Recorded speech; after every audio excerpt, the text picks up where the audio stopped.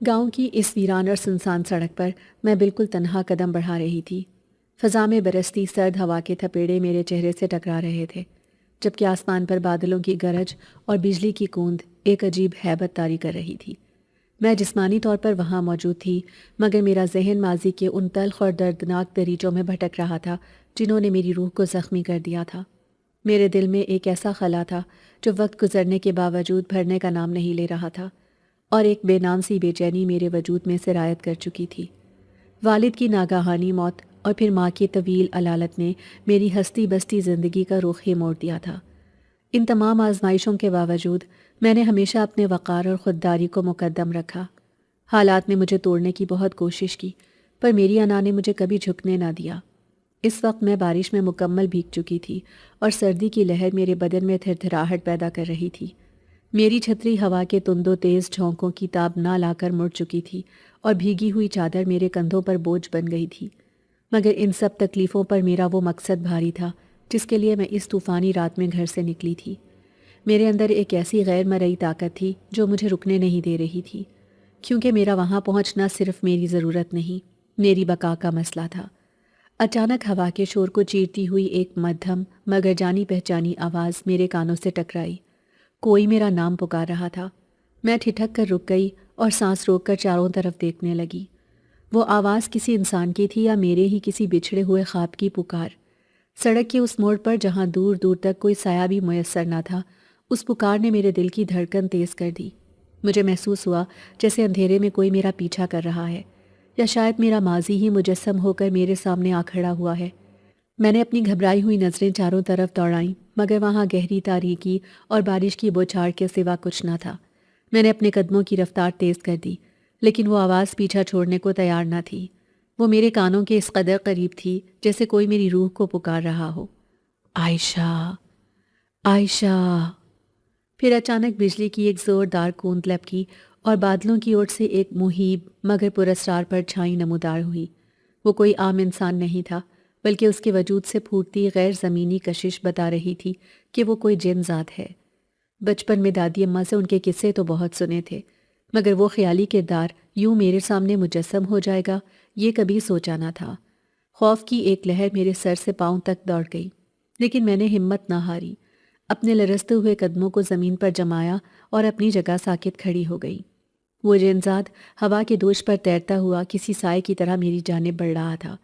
اس کی آنکھیں اتنی گہری اور روشن تھیں جیسے ان میں ستاروں کی چمک قید ہو، اور اس کی موجودگی سے فضا میں سندل کی ایک دھیمی سی خوشبو پھیل گئی تھی۔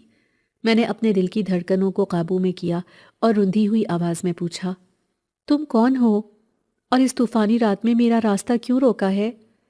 اس کے لبوں پر ایک دل آویز مگر پراسرار مسکراہٹ رقص کرنے لگی۔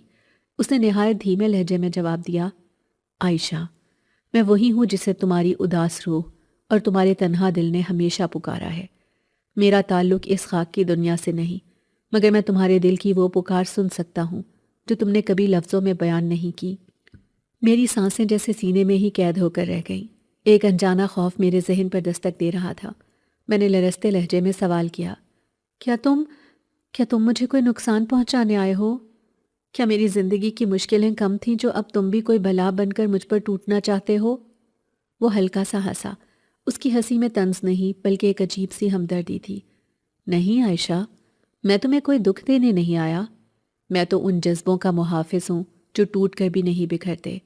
میں یہاں تمہیں یہ بتانے آیا ہوں کہ اس سنسان سڑک پر تم اکیلی نہیں ہو، اور وہ منزل جس کی جستجو میں تم اس حال میں نکلی ہو، اس کا راستہ صرف تمہارے قدموں تلے نہیں بلکہ تمہارے یقین میں چھپا ہے۔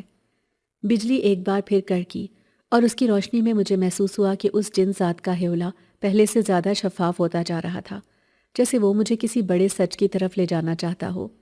اس نے اپنی بات جاری رکھتے ہوئے کہا، میں یہاں اس لیے نمودار ہوا ہوں کہ تمہیں تمہاری اپنی حقیقت کا وہ آئینہ دکھا سکوں جسے دنیا کی گرد نے دھندلا دیا ہے۔ میرے ذہن میں سوالات کا ایک تلاطم برپا تھا۔ زبان پر کتنے ہی شکوے تھے، مگر اس کے لہجے کے سحر نے میری زبان پر خاموشی کے قفل ڈال دیے۔ اس نے گہری نظروں سے مجھے دیکھا اور گویا ہوا، عائشہ، تمہاری زندگی میں آنے والے یہ دکھ، یہ اپنوں کی جدائی اور یہ کٹھن حالات بے مقصد نہیں ہیں۔ یہ وہ تیشے ہیں جو تمہاری شخصیت کے پتھر کو تراش کر ایک شاہکار بنا رہے ہیں۔ تمہاری روح کے نہا خانوں میں ایک ایسی طاقت پوشیدہ ہے جسے پہچاننے کی گھڑی اب آ پہنچی ہے۔ میں نے حیرت اور استعجاب کے ملے جلے جذبات کے ساتھ پوچھا، مجھ میں کیسی طاقت؟ میں تو ایک نہتی اور حالات کی ستائی ہوئی لڑکی ہوں۔ اس نے میری آنکھوں میں آنکھیں ڈال کر پورے تیقن سے کہا، وہ طاقت جو تمہیں دنیا کے ہر ظلم، ہر ناانصافی اور ہر فرسودہ روایت کے سامنے سینہ سپر ہونے کا حوصلہ دیتی ہے، وہ طاقت جو تمہیں ٹوٹنے تو دیتی ہے مگر بکھرنے نہیں دیتی۔ تمہاری یہی ہمت تمہارا وہ اصل زیور ہے جس کی چمک کے آگے اندھیرے ماند پڑ جاتے ہیں۔ اس کے الفاظ میرے زخموں پر مرہم کی طرح لگ رہے تھے۔ میں نے کپ کپاتے ہاتھوں سے اپنے آنسو پونچھے اور اس کی باتوں کی گہرائی میں اترنے لگی۔ واقعی میں نے کتنی ہی بار سوچا تھا کہ میں ہار مان لوں گی، مگر کوئی نامعلوم جذبہ مجھے ہمیشہ دوبارہ کھڑا کر دیتا تھا۔ اس نے الوداعی مسکراہٹ کے ساتھ کہا، تجھے اپنی اس قوت کو اپنی پہچان بنانا ہوگا عائشہ۔ تجھے ان لوگوں کے لیے روشنی بننا ہے جو اندھیروں میں بھٹک رہے ہیں۔ یہ کہتے ہی وہ جنزات دھیرے دھیرے فضا میں تحلیل ہونے لگا، جیسے صبح کی پہلی کرن شبنم کو اڑا لے جاتی ہے۔ بارش کی شدت کم ہو چکی تھی، مگر اس کی آواز اب بھی میرے دل کے گوشوں میں کسی مقدس گونج کی طرح سنائی دے رہی تھی۔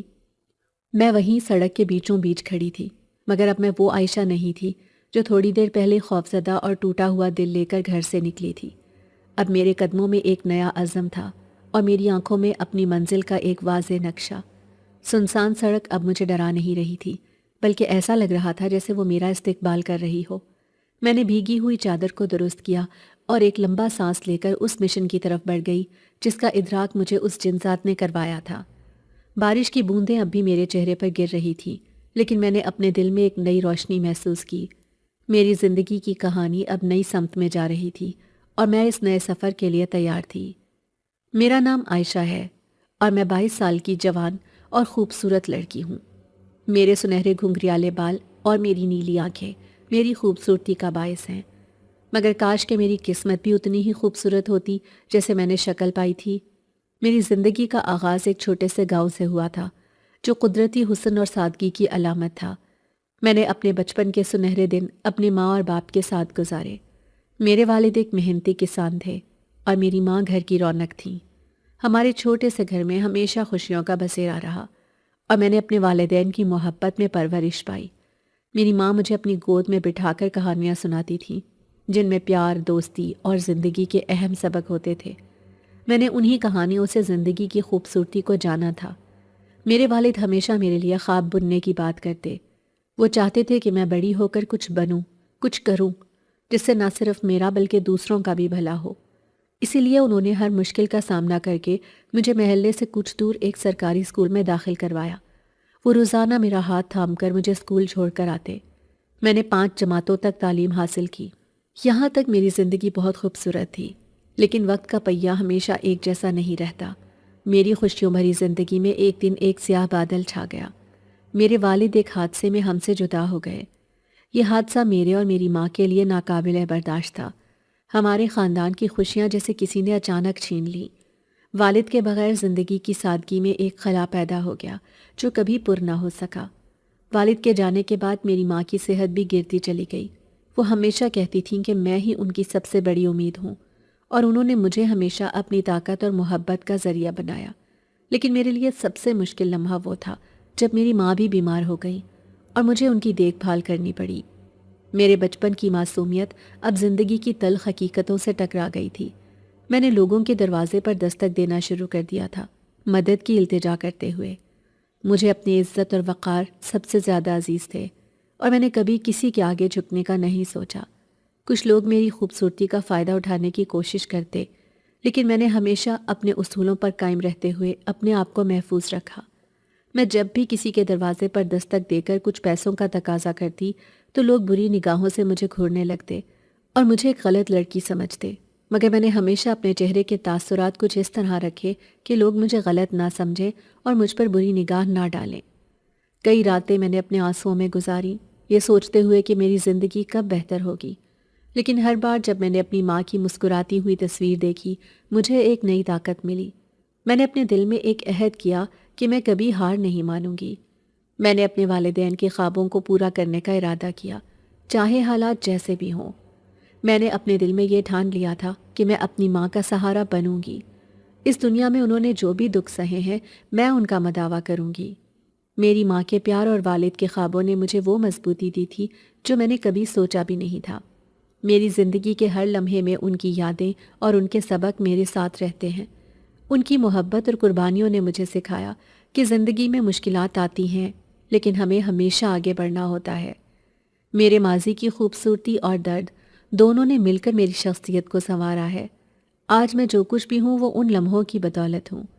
میں نے زندگی کی تلخیوں کو جھیل کر اپنے اندر وہ طاقت پیدا کی ہے جو مجھے ہر مشکل کا سامنا کرنے کی ہمت دیتی ہے۔ مجھے آج بھی وہ دن اچھی طرح یاد ہے جب میں اور میری ماں گھر کے کام میں مصروف تھے۔ اچانک دروازے پر دستک ہوئی۔ ایک آدمی نے زوردار آواز سے کہا، خادم حسین کا انتقال ہو گیا ہے، ان کی میت کو کہاں رکھنا ہے؟ یہ سن کر میری ماں کے ہاتھ سے وہ گرم چائے کے کپ گر گئے تھے اور وہ ایک زوردار چیخ کے ساتھ دروازے کی طرف لپکی تھی۔ وہ منظر بہت ہی دل دہلا دینے والا تھا۔ تب میں صرف 11 سال کی تھی۔ مجھے کچھ بھی سمجھ نہیں آ رہا تھا کہ مجھے کیا رد عمل دینا ہے۔ میں اپنی ماں سے چمٹ گئی اور انہیں رونے سے روکنے لگی۔ میں نہیں جانتی تھی کہ اس وقت مجھے انہیں کیسی تسلی دینی چاہیے۔ میں اس وقت بہت چھوٹی تھی۔ میں نے زندگی میں پہلی بار اتنا بڑا غم دیکھا تھا۔ تھوڑی دیر بعد ہمارے گھر میں بہت سارے لوگ جمع ہونا شروع ہو گئے۔ میرے بابا کی تدفین کے بعد کچھ عورتوں نے میری ماں کو تسلی دی۔ آہستہ آہستہ لوگ کم ہوتے گئے اور رات کی تاریکی پھیلتی گئی۔ میری ماں ایک دیوار کے ساتھ ٹیک لگائے ساکت بیٹھی تھی۔ ان کی آنکھوں سے اب آنسو خشک ہونے لگے تھے۔ میں ان کے کاندھے پر سر رکھ کر بیٹھی ان سے پوچھ رہی تھی کہ اماں، کیا بابا اب کبھی واپس نہیں آئیں گے؟ میری ماں نے میرے سر پر پیار سے ہاتھ پھیرا اور کہنے لگی کہ اللہ ہمارا حامی و ناصر ہے۔ ہمیں ابھی زندہ رہنا ہے جب تک ہماری سانسیں ہیں۔ ہمیں اس زندگی کو جیتے رہنا ہے اور اپنے حصے کے دکھ جھیلنے ہیں۔ ہماری خوشیاں شاید یہیں تک محدود تھیں۔ یہ کہہ کر میری ماں مجھے گلے لگا کر پھوٹ پھوٹ کر رونے لگی۔ میں ان کی اتنی گہری باتیں سمجھنے سے اس وقت قاصر تھی۔ اگلی صبح محلے کی کچھ عورتیں ہماری خیر خبر لینے کے لیے آئیں۔ آہستہ آہستہ یہ سب کچھ بھی ختم ہو گیا۔ گھر کا سارا سامان بھی ختم ہو گیا تھا۔ ماں نے مجھے کہا کہ اب سے تم میرے ساتھ چلو گی۔ ہم حویلیوں میں کام کر کے اپنا پیٹ پالیں گے۔ ایسے دنیا ہمیں جینے نہیں دے گی۔ ہمیں کچھ کرنا ہوگا۔ کب تک ہم محلے داروں کے آسرے پر بیٹھے رہیں گے؟ اور کسی کی خیر خبر بھلا کب تک کوئی رکھتا ہے؟ میں نے ماں سے کہا، ماں مجھے پڑھنا ہے، اسکول جانا ہے۔ ماں نے میرے ہاتھ سے بستہ لیا اور ہمیشہ کے لیے اس کو گھر کی دراز میں بند کر دیا۔ میرے خوابوں کا دیا مجھے بجھتا ہوا دکھائی دے رہا تھا۔ میرے والد نے میرے مستقبل کے لیے جو خواب بنے تھے وہ مجھے کرچی کرچی ہوتے دکھائی دینے لگے۔ میں سمجھ گئی کہ میری خوشیوں کا سفر بس یہیں تک تھا۔ میں اپنی ماں کے ساتھ چلتی چلتی اس جگہ پر آ گئی تھی جہاں بہت سارے بنگلے بنے ہوئے تھے۔ یوں میری ماں نے ایک گھر میں کام کرنا شروع کیا اور ہمارے گھر کا چولہا پھر سے جلنے لگا۔ وقت کے ساتھ ساتھ مجھے سمجھ آ گئی کہ زندگی کس قدر مشکل ہے۔ اب میں جوان ہونے لگی تھی تو ماں نے مجھے گھر بیٹھنے کا کہا تھا اور گھر کو سنبھالنے کی تاکید کی، کیونکہ اب ماں جن گھروں میں کام کرتی تھی اس گھر کے مردوں کی نظریں مجھے تیر کی طرح چبھنے لگی تھیں۔ میں اپنے آپ کو دوپٹے سے کتنا بھی ڈھانپ لیتی مگر زبانے کی نظریں میرے وجود کا تعاقب کرنے سے باز نہ آتی، اور یہ بات میری ماں کو کاٹ کھانے کو آتی تھی کہ وہ اکیلے میری پرورش کیسے کریں گی اور زمانے کے گرد و غبار سے مجھے کیسے محفوظ رکھیں گی۔ ایک دن میں گھر کے لیے کچھ ضروری سامان لینے نکلی۔ اس وقت ماں بھی کام کے لیے جا چکی تھی۔ گھر میں سامان ختم ہو گیا تھا۔ میں وہ لینے دکان تک نکل آئی۔ میں نے جیسے ہی دکاندار کے ہاتھ میں پیسے تھمائے تو اس نے میرا ہاتھ مضبوطی سے پکڑ لیا۔ میرے وجود میں ایک عجیب سا خوف دوڑ گیا۔ یہ دکان ہمارے ہی محلے میں تھی اور وہ دکاندار مجھے اچھی طریقے سے جانتا تھا کہ میں ایک بن باپ کی بچی ہوں اور میں اپنی ماں کے ساتھ اکیلی رہتی ہوں۔ میں نے فوراً اس کی نظروں کا تعاقب کیا اور بغیر سامان لیے وہاں سے بھاگتے ہوئے گھر آ گئی۔ میں نے گھر آ کر دروازہ بند کیا اور میں روتے ہوئے دروازے کے ساتھ بیٹھتی چلی گئی۔ آج میرے ساتھ جو ہوا تھا اس بات نے مجھے انتہائی خوفزدہ کر دیا تھا اور میں بے حد پریشان ہو چکی تھی۔ میں جانتی تھی کہ اماں کو جب یہ بات پتہ چلے گی تو وہ بھی بے حد پریشان ہوں گی۔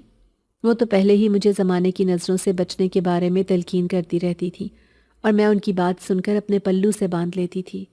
یہی وجہ تھی کہ میں بہت محتاط ہو کر بازار جاتی تھی، لیکن مجھے نہیں معلوم تھا کہ ہمارے محلے کے ہی وہ لوگ جو میرے باپ کے ساتھ بیٹھا کرتے تھے اور ان کی اتنی عزت کرتے تھے، آج وہی لوگ میرے ہاتھوں کو تھامنے کے لیے آگے بڑھائیں گے اور میری عزت پر حملہ کرنے کی کوشش کریں گے۔ میں کافی دیر تک روتی رہی اور اپنے دل کا بوجھ ہلکا کرتی رہی، لیکن پھر اس کے بعد جب میں اپنے آنسو پونچھ کر اٹھی تو میں نے یہ ہمت کر لی تھی کہ آئندہ میں کسی کو بھی اپنا ہاتھ پکڑنے کی اجازت نہیں دوں گی۔ آئندہ کوئی بغیر اجازت مجھے انگلی تو لگا کر دیکھے۔ میرے اندر ایک نفرت اور ہمت پیدا ہو گئی تھی، اور میں نے سوچ لیا تھا کہ میں اب کسی کا بھی لحاظ نہیں کروں گی۔ میں نے یہ بھی سوچ لیا تھا کہ میں اماں کو اس بارے میں نہیں بتاؤں گی، کیونکہ اگر اماں کو یہ بات معلوم ہو گئی تو وہ تو جیتے جی مر جائیں گی۔ وہ تو پہلے ہی میری طرف سے بہت فکر مند رہتی تھی، اور ابا کے گزر جانے کے بعد ان کا دل بہت کمزور ہو گیا تھا، جس کی بدولت انہیں بہت ٹینشن رہتی ہے اور وہ اپنا بی پی ہائی کر لیتی ہیں۔ اسی لیے تو میں نے یہی سوچا تھا کہ اماں کو اس بات کے بارے میں نہیں بتاؤں گی۔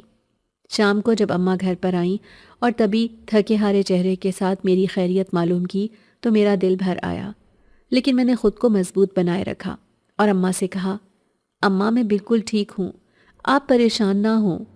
یہ کہتے ہوئے میں فوراً اماں کے لیے گلاس میں پانی ڈال کر لے آئی، جسے پی کر اماں نے شکر ادا کیا اور کہا کہ بیگم صاحبہ نے کھانے کے لیے کچھ سامان دیا ہے، تم وہ نکال لو اور کھانا کھا لو۔ میں نے وہیں کھانا کھا لیا تھا۔ اماں نے جب مجھے یہ کہا تو میں سر ہلاتی ہوئی اٹھ کھڑی ہوئی۔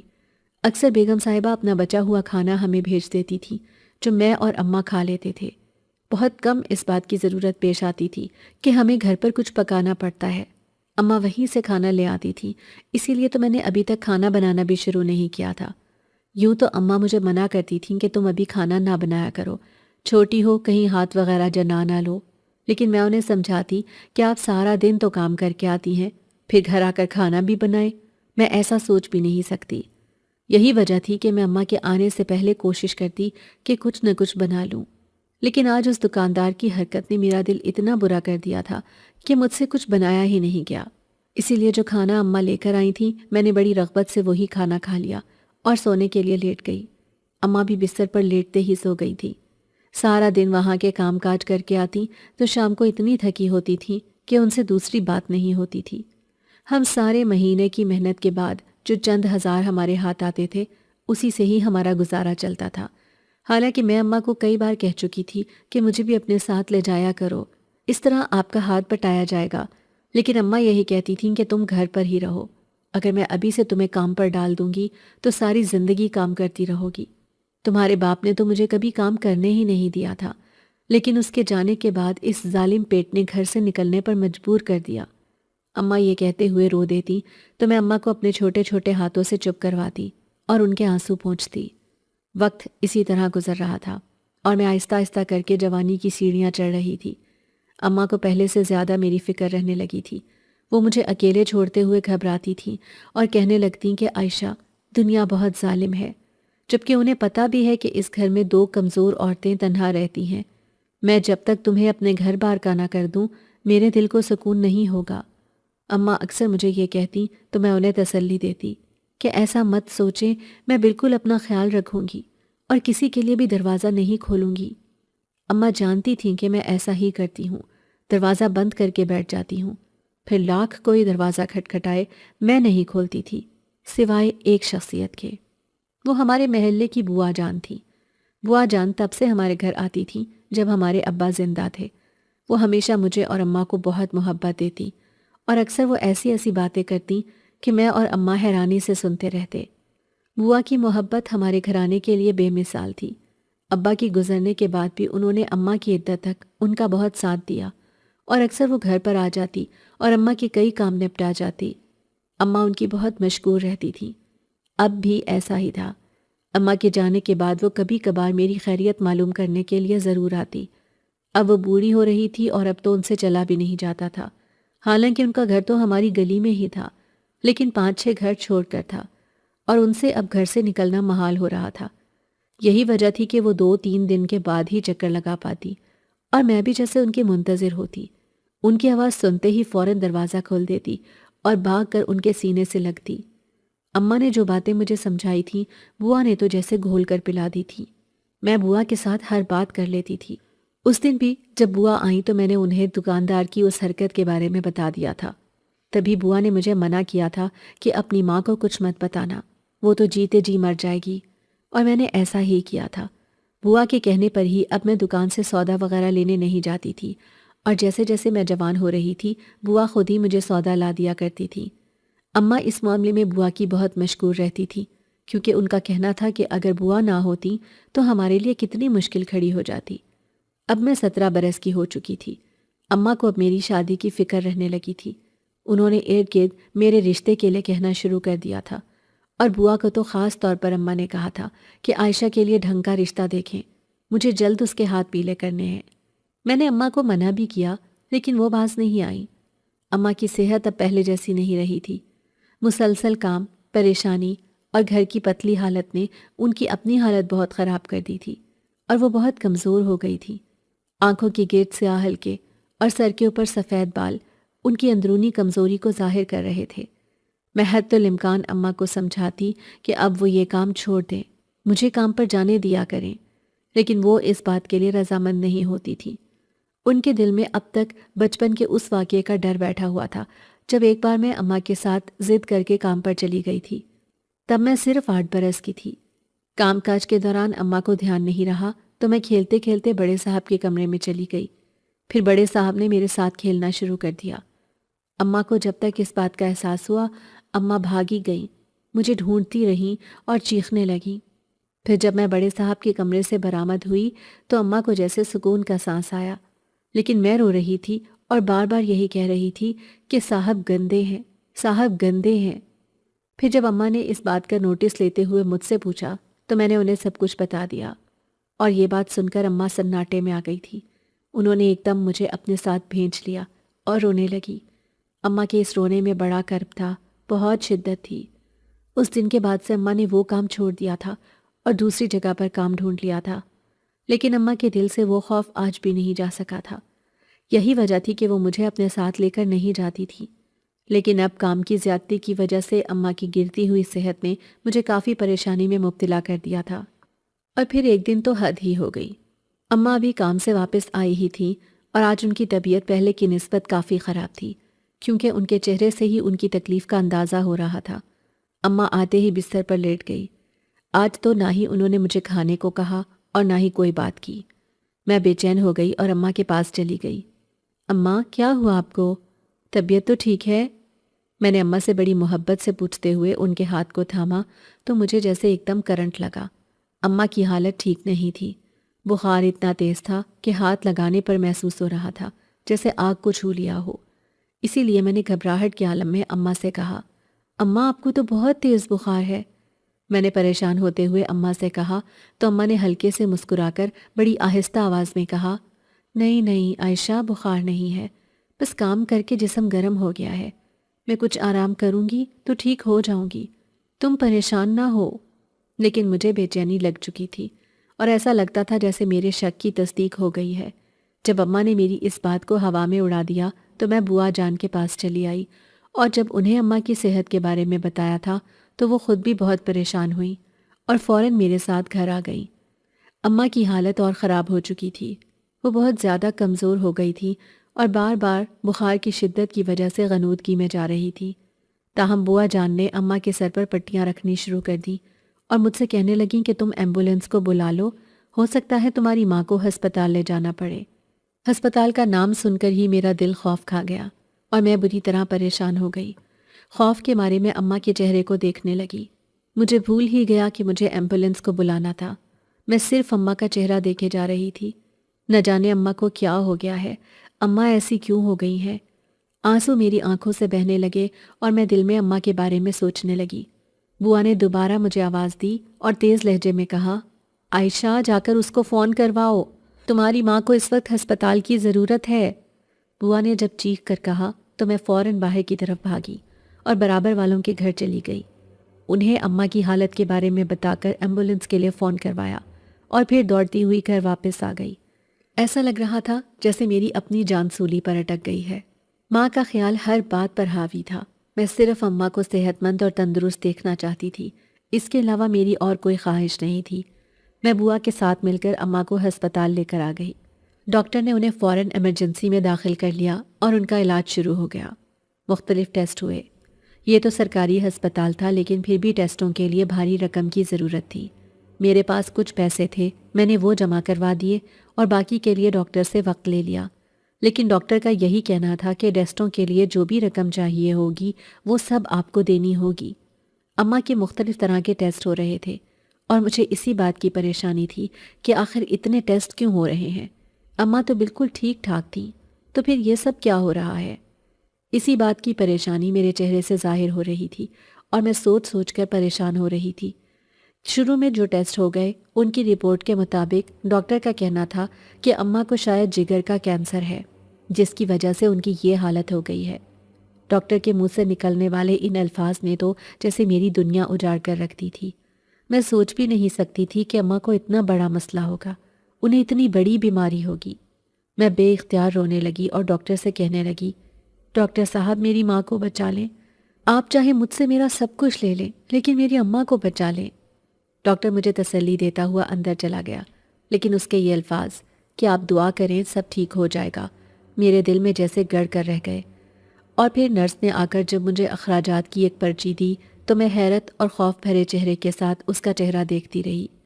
اور پھر میں جو شام سے یہاں پر آئی ہوئی تھی، آدھی رات کے وقت ادھر سے پیسوں کا بندوبست کرنے کے لیے نکل کھڑی ہوئی۔ میں نے وقت بھی نہیں دیکھا اور برستی ہوئی بارش بھی نہیں دیکھی۔ بوا کو اماں کے پاس چھوڑ کر میں وہاں سے نکل آئی۔ حالانکہ بوا نے کہا بھی کہ ابھی رک جاؤ، تھوڑا صبح ہونے دو، لیکن میں نے ان کی بات نہیں مانی اور باہر آ گئی۔ وہ تو شکر ہے کہ ہسپتال سے مجھے ایک چھتری مل گئی تھی، ورنہ شاید اس بارش میں یوں ہی بھیگتی جاتی۔ میرا ارادہ ان بیگم صاحبہ کے پاس جانے کا تھا جہاں پر اماں کام کرتی تھی۔ میں ان سے قرض مانگ لیتی اور پھر ساری زندگی ان کی خدمت کرتی اگر میری ماں ٹھیک ہو جاتی۔ اسی لیے میں ہسپتال سے پیدل ہی گھر کی طرف چل پڑی۔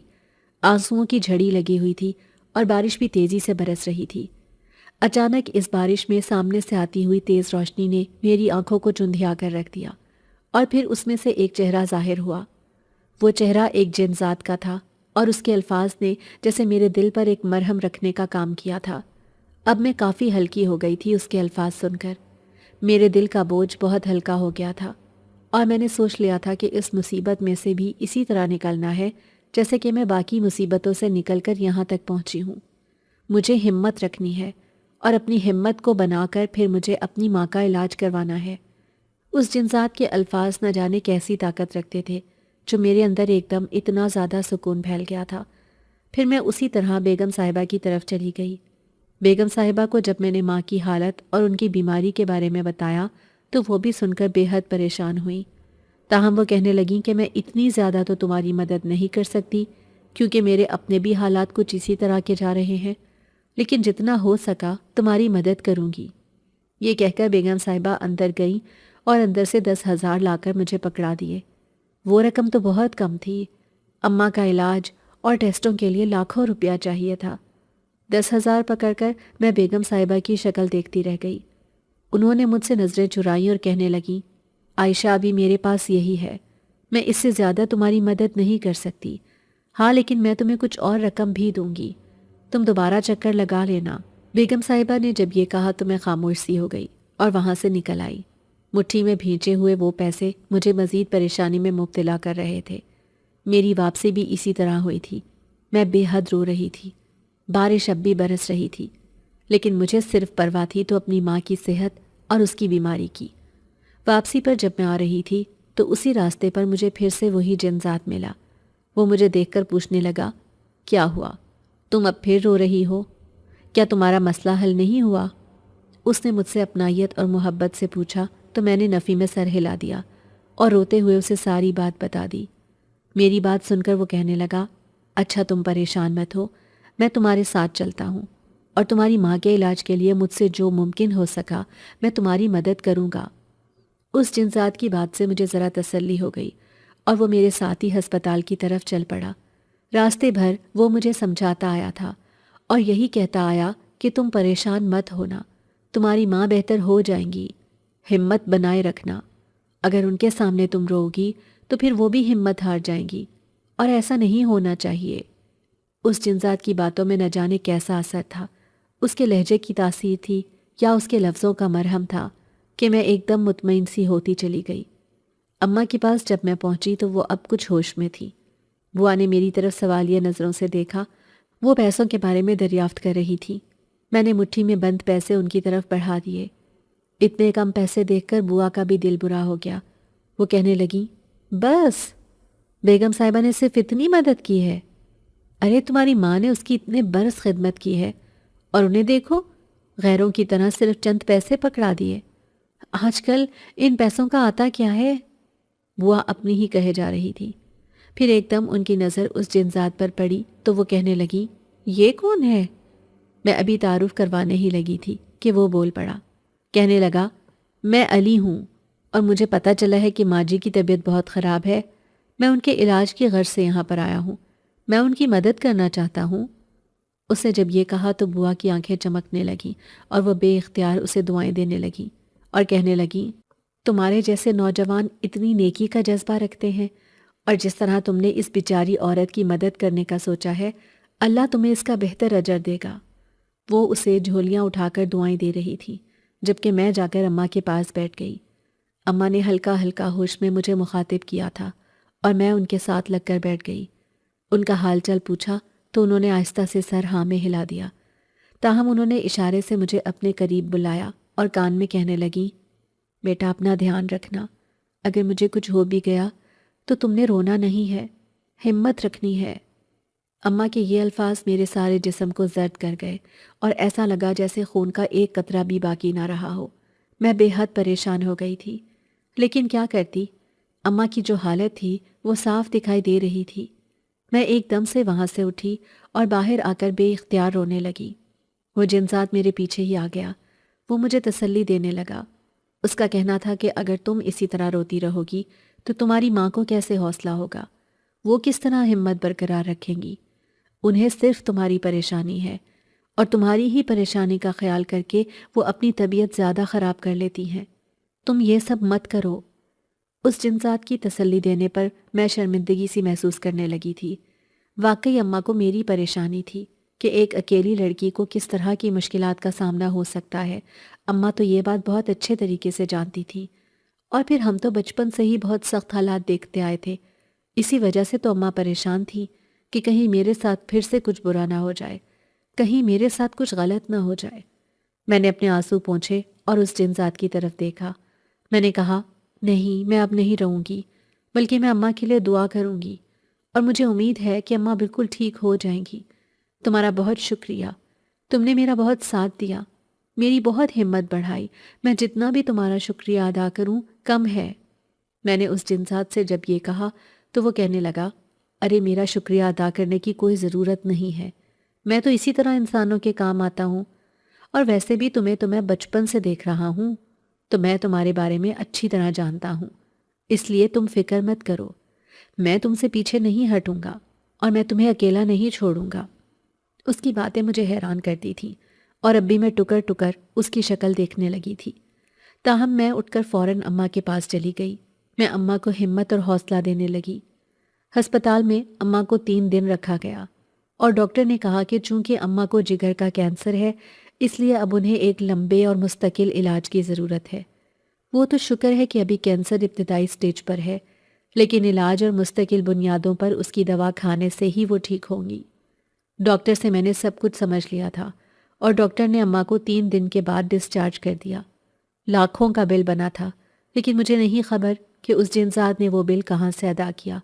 دوائیاں بھی لے کر وہ گھر تک دے کر گیا تھا۔ اب میں اس کی بے حد مشکور تھی، اور جب اماں نے مجھ سے پوچھا کہ وہ کون ہے تو پھر میں نے اماں کو اس کے بارے میں سب کچھ بتا دیا تھا۔ اماں میری بات سن کر بہت حیران ہوئی تھی۔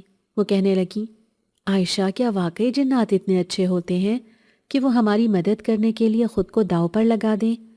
انہوں نے سوچتے ہوئے مجھ سے پوچھا تو بے اختیار میں نے ہاں میں سر ہلا دیا اور کہا، اماں، علی کو دیکھ کر تو ایسا ہی لگتا ہے کہ جنات بہت اچھے ہوتے ہیں، اور ہمارے لیے تو علی ایک رحمت کا فرشتہ ثابت ہوا ہے جس نے ہماری اتنی مشکلات کو دور کر دیا ہے۔ اماں کے ساتھ میں ابھی یہ بات کر ہی رہی تھی کہ بوا بھی چلی آئیں۔ بوا کو بھی اماں کی فکر رہتی تھی۔ وہ دن میں کئی چکر لگاتی تھی۔ میں اٹھ کر بوا کے لیے چائے بنانے آ گئی۔ گھر پر اب کافی چیزیں ختم ہو چکی تھیں۔ راشن کا بہت مسئلہ تھا، اور یہ بات میں اماں سے نہیں کہہ سکتی تھی۔ انہیں کیا بتاتی کہ گھر پر کھانے کے لیے کچھ نہیں ہے؟ اب کیا کریں؟ اماں کو میں پریشان نہیں کرنا چاہتی تھی، اسی لیے میں نے فیصلہ کر لیا کہ میں اماں کی جگہ پر ان بیگم صاحبہ کے گھر کام کرنے کے لیے چلی جاؤں گی۔ پھر جب میں نے اماں کو اپنے اس فیصلے سے آگاہ کیا تو وہ بے یقینی سے میری شکل دیکھنے لگی۔ وہ مجھے کہنے لگی، نہیں عائشہ، یہ ٹھیک نہیں ہے، تم وہاں نہیں جاؤ گی۔ تمہیں اچھی طرح معلوم ہے کہ تمہارے معاملے میں مجھے کتنی پریشانی کا سامنا رہتا ہے، اسی لیے میں نہیں چاہتی کہ تم وہاں پر کام کرو۔ یہ نہ ہو کل کلاں کو کوئی تم سے بدتمیزی کرے تو مجھ سے یہ سب کچھ برداشت نہیں ہوگا۔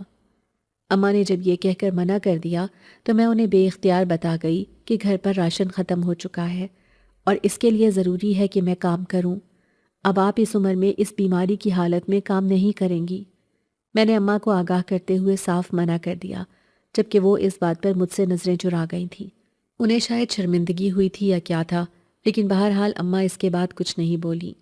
پھر اگلے ہی دن میں نے بیگم صاحبہ سے جا کر بات کر لی اور انہوں نے مجھے کام پر آنے کو کہا۔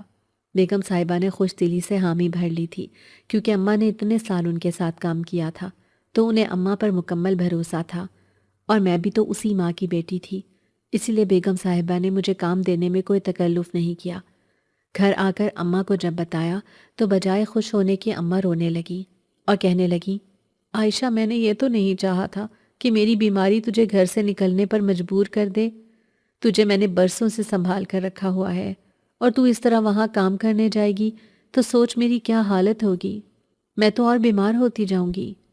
اماں نے بڑی نا امیدی اور پریشانی سے مجھے یہ کہا، جبکہ میں نے ان سے کہا، اماں آپ پریشان مت ہوں، سب ٹھیک ہو جائے گا، وقت اور حالات بدل جائیں گے، ایک بار آپ ٹھیک ہو جائیں تو ساری پریشانیاں ختم ہو جائیں گی۔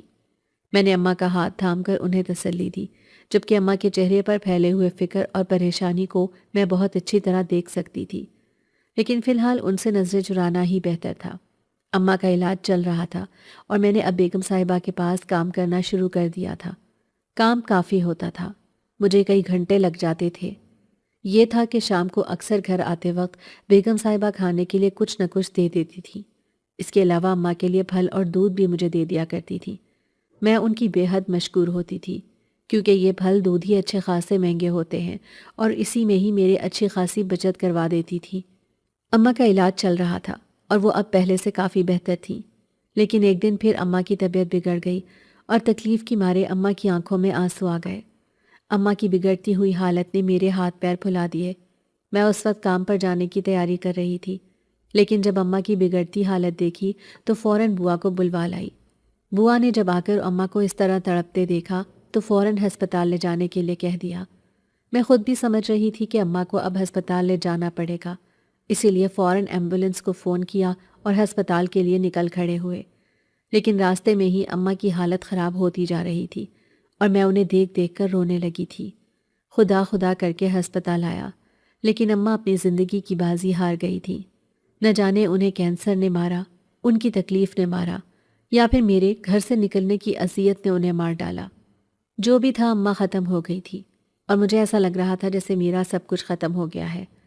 پہلے ابا اور اب اماں کا اس طرح زندگی سے چلے جانا میرے لیے ایک بہت بڑا خلا بن گیا تھا۔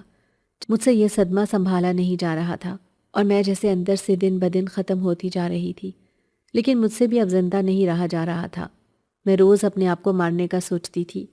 ایک دن اسی طرح خاموشی سے میں گھر سے نکل آئی، حالانکہ بوا ہر وقت میرا پہرا دیتی تھی، لیکن پھر بھی مجھے آج موقع مل گیا اور میں چپ چاپ گھر سے نکل آئی۔ میں اپنے آپ کو ختم کر دینا چاہتی تھی۔ ابا اور اماں کے بعد میری زندگی کا کوئی معنی نہیں رہ جاتا تھا۔ میں خود کو ختم کر دینا چاہتی تھی۔ اچانک سامنے سے مجھ سے آ کر کوئی ٹکرایا۔ میں نے ایک دم سر اٹھا کر دیکھا تو وہ علی تھا۔ اسے یوں اچانک اپنے سامنے دیکھ کر میں بے حد پریشان اور حیران ہوئی۔ وہ آج بہت عرصے کے بعد میرے سامنے آیا تھا، ورنہ تو اس دن کے بعد وہ دوبارہ نظر ہی نہیں آیا تھا۔ اسے تو شاید اماں کی موت کا بھی علم نہیں تھا۔ اسے دیکھ کر مجھے ایسا لگا جیسے مجھے کوئی اپنا مل گیا ہو۔ بے اختیار آنسو میری آنکھوں سے بہنے لگے۔ میں نے اسے کہا، علی، اماں گزر گئیں، اماں اب اس دنیا میں نہیں رہیں۔ میں نے یہ الفاظ کہتے ہوئے بے اختیار اپنا سر اس کے سینے پر رکھ دیا اور وہ مجھے دلاسا دینے لگا۔ مجھے بھول گیا کہ وہ تو ایک جن ذات ہے، مجھے بھول گیا کہ وہ ایک غیر ہے۔ مجھے صرف یاد تھا تو اتنا کہ اس نے مشکل میں میری مدد کی تھی اور میرا ساتھ دیا تھا۔ علی نے مجھے بہت حوصلہ دیا اور ہمت دی۔ وہ کہنے لگا کہ تم اس وقت اس حالت میں کہاں جا رہی تھی؟ جب اس نے مجھ سے یہ پوچھا تو میں اسے نظریں چرانے لگی۔ میں اسے کیا بتاتی کہ میں کہاں جا رہی تھی؟ اگر میں اسے سچ بتا دیتی تو وہ یقیناً مجھ سے بہت خفا ہوتا۔ میں نے بس اسے یہی کہا کہ اماں کی یاد آ رہی تھی، اسی لیے گھر سے نکل آئی۔ میرا دل بہت گھبرا رہا تھا۔ میرے جواب پر اس نے بڑی گہری نظروں سے مجھے دیکھا تو میں نظریں چرانے لگی۔ مجھے پتا تھا کہ اسے میری بات کا یقین نہیں آیا۔ وہ میرے دل کی حالت جانتا ہے۔ اسے خبر تھی کہ میں کیا کرنے جا رہی تھی۔ تاہم اس نے مجھے کچھ بھی نہیں جتایا اور کہا کہ تم گھر جاؤ، میں 1-2 دن میں تم سے ملنے آؤں گا، اور اب تم نے گھر سے باہر نہیں نکلنا۔ اس کے کہنے پر میں نے اس بات میں سر ہلا دیا اور واپس گھر کی طرف مڑ آئی۔ لیکن اماں کی یاد اسی طرح حاوی تھی اور مجھے گھر جانے سے بہت کوفت ہو رہی تھی۔ میں باہر جا کر کیا کرتی؟ میری ماں تو وہاں تھی ہی نہیں۔ میرا تو مانو سب کچھ ہی ختم ہو گیا تھا۔ اور پھر مجھے اس بات کی امید ہونے لگی کہ شاید علی آ کر میری مشکلات کو دور کرے۔ میں آج کل کام پر بھی نہیں جا رہی تھی۔ کچھ کھانے پینے کو دل ہی نہیں کرتا تھا۔ پھر 3-4 دن کے بعد علی مجھ سے ملنے کے لیے آیا۔ اس نے میری اور گھر کی حالت دیکھی تو بے حد پریشان ہوا اور کہنے لگا کہ تم کچھ کھا پی نہیں رہی ہو، کیا تم اسی طرح رہتی ہو؟ علی نے مجھ سے پوچھا تو میں نے اداسی بھرے لہجے میں کہا، ہاں اسی طرح ہی رہ رہی ہوں۔ میرا بالکل کچھ کھانے کو دل نہیں کرتا، میں مر جانا چاہتی ہوں۔ اللہ نے میرے ساتھ اچھا نہیں کیا، پہلے ابا کو چھین لیا اور اب اماں بھی چلی گئیں۔ اس بڑی دنیا میں اکیلی کیا کروں گی؟ میں نے علی سے جب یہ کہا تو وہ تعصب سے مجھے دیکھتا رہ گیا اور کہنے لگا، کیا تمہیں ایک بار بھی خیال نہیں آتا کہ تمہاری ماں تمہیں اس حال میں دیکھتی تو اس کے دل کو کتنی ٹھیس پہنچتی؟ علی کے کاٹدار لہجے پر میں شرمندہ سی ہو گئی، تاہم میں پھوٹ پھوٹ کر رونے لگی اور علی سے یہی کہا کہ اماں کے بغیر ایک پل بھی نہیں گزرتا، میں کیا کروں گی؟ لیکن علی کہنے لگا، کیا تمہیں میں دکھائی نہیں دیتا؟ کیا تمہیں میں نظر نہیں آتا؟ میں تمہارے لیے یہاں ہوں نا؟ آؤ ہم دونوں ایک نئی زندگی کی بنیاد رکھتے ہیں، شادی کر کے اپنا گھر بساتے ہیں۔ تمہیں خوش دیکھ کر تمہاری اماں بھی بہت خوش ہوں گی۔ میں نے انہیں اپنے اور تمہارے بارے میں بتا دیا تھا اور ان سے اجازت لے لی تھی کہ میں تم سے شادی کرنا چاہتا ہوں، اور مجھے امید ہے کہ تم بھی مجھ سے شادی کرنا چاہو گی۔ علی نے ایک دم اچانک سے کہہ دیا تو مجھے یقین نہیں آ رہا تھا۔ میں بے یقینی بھری نگاہ سے اسے دیکھتی رہ گئی، تاہم اس کے چہرے پر سچائی تھی اور اس بات کی امید تھی کہ میں اسے انکار نہیں کروں گی۔ میں نے بھی سوچنے میں چند لمحے لگائے اور اس کے بڑے ہوئے ہاتھ پر اپنا ہاتھ رکھ دیا، کیونکہ مجھے امید تھی کہ جس طرح وہ ہر مشکل میں میرے کام آیا، آئندہ بھی میری زندگی اس کے ساتھ بہت اچھی گزرے گی۔ میرے ہاں کہنے پر علی بے حد خوش ہوا اور کہنے لگا، تمہارا شکریہ، تم نے میری زندگی بنا دی۔ لیکن میں نے اسے فوراً جواب دیا، نہیں تمہارا شکریہ، تم نے میری زندگی بنا دی، ورنہ شاید میں تو 2 دن پہلے ہی مر چکی ہوتی اور آج اس گھر میں سناٹے گونجتے۔ یہ کہتے ہوئے میں نے محبت سے علی کی طرف دیکھا۔ پہلی بار مجھے وہ بہت خاص لگا اور مجھے اپنی زندگی میں اس کی اہمیت کا پتہ چلا۔